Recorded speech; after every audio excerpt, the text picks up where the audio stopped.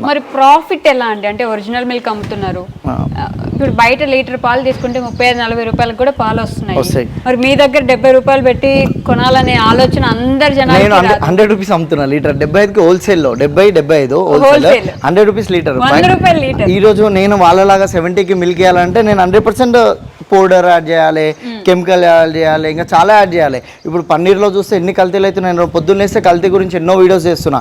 So ఎన్నో వందల వీడియోలు వైరల్ అవుతున్నాయి. కల్తీ ఇట్లా ఒక చిన్న లిక్విడ్ వస్తున్నారు, 500 లీటర్ల పాలు తాలేదు. ఆ కల్తీ నేను చేస్తే నేను కూడా వాళ్ళలాగా కరోడ్పతిని అయిపోతాను నేను కూడా. సో అట్లాంటి కల్తీకి మేము చాలా దూరం ఉంటున్నాం.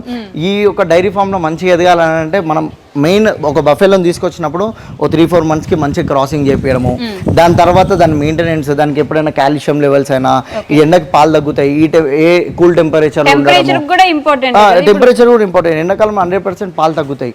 సో అట్లాంటి టైంలో మనం దానికి ఏమేమి జాగ్రత్తలు, డ్రిప్ సిస్టమ్